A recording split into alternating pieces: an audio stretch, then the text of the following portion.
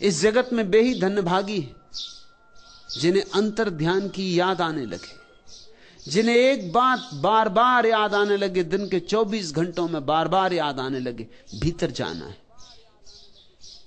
और जो जब मौका मिल जाए तब भीतर सरक जाएं।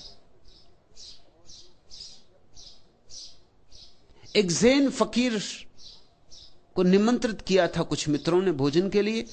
7 मंजिल मकान, जापान की कहानी है। अचानक भूकंप आ गया। जापान में भूकंप बहुत आते भी, भागे लोग, गृहपति भी भागा। 7वीं मंजिल पर कौन रुकेगा जब भूकंप आया हो? सीढ़ियों पर भीड़ हो गई, बहुत मेहमान इकट्ठे थे, कोई 25 मेहमान थे। गृहपति द्वार पर ही अटका है। तभी उसे ख्याल आया कि प्रमुख मेहमान का क्या हुआ, उस ज़ैन फकीर का क्या हुआ। लौट कर देखा, वह फकीर तो अपनी कुर्सी पर पालथी मार के बैठ गया है, आंखें बंद, जैसे बुद्ध की प्रतिमा हो, संगमरमर की प्रतिमा हो, ऐसा शांत, ऐसा निश्चल। उसका रूप, उसकी शांति, उसका आनंद सम्मोहित कर लिया गृहपति को। खिंचा चलाया जैसे कोई चुंबक से खिंचा चला आता है, बैठ गया फकीर के पास। भूकंप आया और गया। फकीर ने आंख खोली, जहां से बात टूट गई थी भूकंप के कारण, वहीं से उसने बात शुरू कर दी। गृहपति ने कहा, मुझे अब कुछ भी याद नहीं कि हम क्या बात कर रहे थे। ये बीच में इतना बड़ा भूकंप हो गया है, सारे नगर में हाहाकार है, इतना शोरगुल मचा है, इतना बड़ा धक्का लगा है,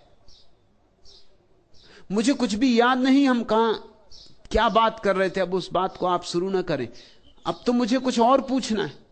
मुझे यह पूछना है कि हम सब भागे, आप क्यों नहीं भागे? फकीर ने कहा, भागा तो मैं भी, मैं भीतर की तरफ भागा, तुम बाहर की तरफ भागे। जहां जिसकी मंजिल है, जहां जो सोचता है सुरक्षा है, उस तरफ भागा। और मैं तुमसे कहता हूं, तुम्हारा भागना व्यर्थ, क्योंकि भूकंप यहां भी है, भूकंप 6वीं मंजिल पर भी है, भूकंप 5वीं मंजिल पे भी है, भूकंप 4थी मंजिल पे भी है, भूकंप सब मंजिलों पर है। भाग कहां रहे हो?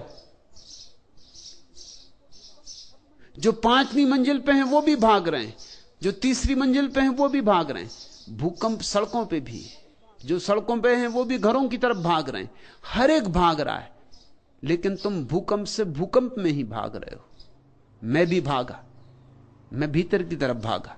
और मैं एक ऐसी जगह जानता हूं अपने भीतर, एक ऐसा स्थान जहां कोई भूकंप कभी नहीं पहुंच सकता, जहां कोई कंप ही नहीं पहुंचता। भूकंप की बात छोड़ दो, जहां बाहर का कोई प्रभाव कभी नहीं पहुंचता। मैं उस अछूते कुंवारे लोक की तरफ भागा। मैं भी भागा, यह ना कहूंगा कि नहीं भागा, तुम्हारी समझ में ना आया हो, क्योंकि तुम एक ही तरह के भागने को पहचानते हो। मैं हाथ पैर से नहीं भागा, मैंने शरीर का उपयोग नहीं किया, क्योंकि इसका उपयोग तो बाहर की तरफ भागना हो तब करना होता है। शरीर तो मैंने शिथिल छोड़ दिया, विश्राम में छोड़ दिया और सरक गया अपने भीतर। वहां बड़ी सुरक्षा है, क्योंकि वहां अमृत है, वहां कोई मृत्यु नहीं। चिंता थी मुझे तो सिर्फ एक, कि कहीं ऐसा ना हो कि भीतर पहुंचने के पहले मर जाऊं। बस जब भीतर पहुंच गया फिर निश्चिंत हो गया। अब कैसी मौत, अब किसकी मौत? बस चिंता थी तो एक कि ध्यान में मरूं। भूकंप आ गया, मौत तो कभी ना कभी आनी ही है, आती ही है। एक ही ख्याल था कि ध्यान में मरूं, ध्यान में जियो, ध्यान में मरो। मंजू, याद आने लगी है, इस याद को गहराओ, सींचो, संभालो। अनजाने चुपचाप अध खुले वातायन से आती हुई जुन्हाई साही, तेरी छवि का सुधि सम्मोहन आज बिखर कर सिमट चला है मेरे मन में। छलक उठा है उर का गागर किसी एक अज्ञात ज्वार से, किन सपनों के मदिर भार से, किन किरणों के परस प्यार से। पल भर में यूं आज अचानक यह किस रूप परी विरहन के उर की पीड़ा, मेरे जी में भी चुपके से तिर आई है यूं अनजाने। गूंज उठा है अंतर जीवन किस फेनिल अरुणाभ राग से, किन फूलों के मधुपराग से पुलकित हो आया है आकुल मधु समीर। जी के इस कानन में भी फूली है सरसों, इस वन का भी कोना कोना है भर उठा अकथ छलकन से, प्राणों के कनकन से। एक वातायन खुल रहा है, एक पर्दा सरक रहा है। सहयोग करो, साथ दो। जल्दी ही बहुत कुछ होने को है। किसने मेरे ख्याल में दीपक जला दिया, ठहरे हुए तालाब का पानी हिला दिया। तन्हाइयों के बजरे किनारे पर लग गए, ऐसा यकीन हमको किसी ने दिला दिया। यह क्या मजाक है कि बहारों के नाम से पूरा चमन मिठा के नया गुल खिला दिया। मुद्दत गुजर गई थी हमें यूं ही चुप हुए, कल से बहक उठे हैं हमें क्या पिला दिया। मंजू पियो, यह तो मधुशाला है। मैं तुम्हें कोई सिद्धांत नहीं सिखा रहा हूं, शुद्ध शराब पिला रहा हूं, अंगूरों से निचोड़ी हुई नहीं, आत्मा से निचोड़ी हुई। पियो, जी भर के पियो, नाचो, गाओ, गुनगुनाओ, और जितने क्षण मिल जाएं, जब मिल जाएं, तब चल पड़ो भीतर की तरफ। भूकंपों की प्रतीक्षा मत करो, क्योंकि भूकंपों में भीतर वही पहुंच पाएगा जो भीतर जाता ही रहा है, जाता ही रहा है, जो रोज आता जाता रहा है। वह ज़ेन फकीर अपने भीतर पहुंच सका क्योंकि रास्ता परिचित था, बहुत बार आया गया था। यह मत सोचना कि मौत जब आएगी तब अचानक ध्यान कर लेंगे, यह नहीं होगा। मौत अचानक आएगी। जीवन भर धन की चिंता की थी, मरते वक्त की धन की ही चिंता तुम्हारे सिर पर सवार रहेगी। अगर पद की आकांक्षा की थी तो मरते वक्त भी पद की ही नशेनी चढ़ते रहोगे कल्पना में। मृत्यु के क्षण में तुम्हारा सारा जीवन संग्रहित होकर तुम्हारे सामने खड़ा हो जाता। तुमने ये बात तो सुनी होगी ना कि जब कोई आदमी नदी में डूब के मरता है तो एक क्षण में सारा जीवन उसके सामने दौड़ जाता है।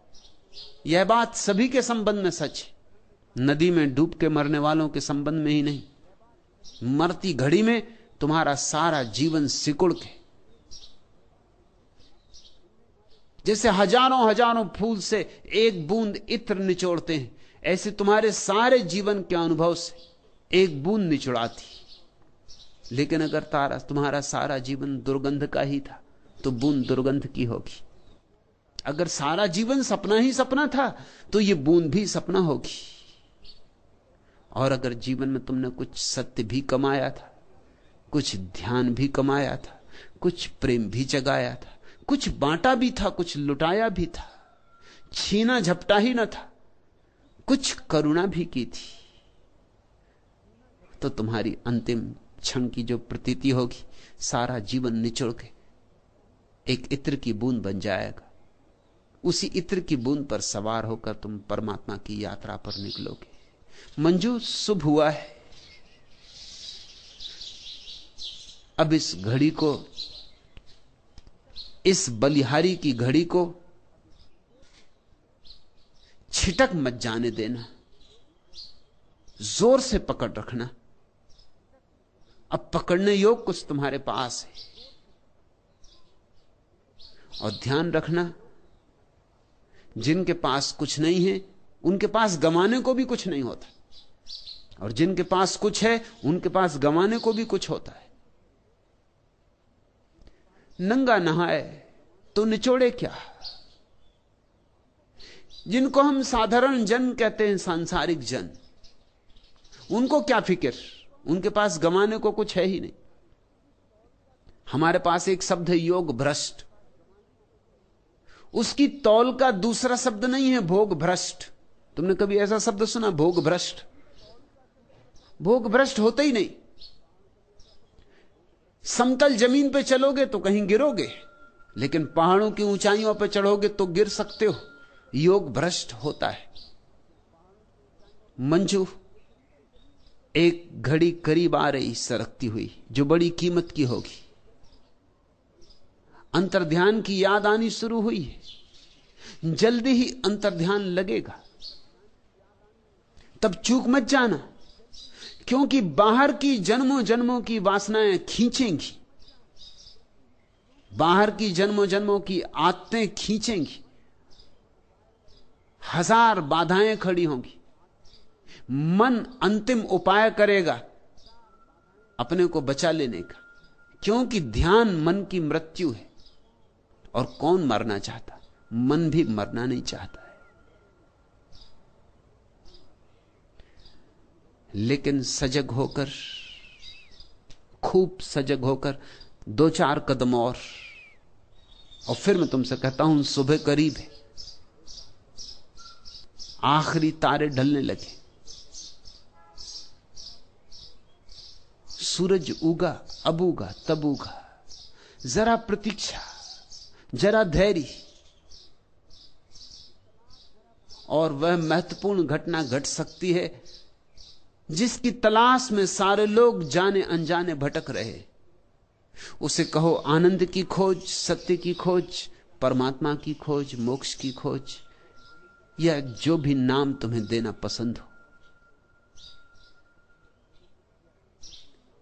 आज इतना ही।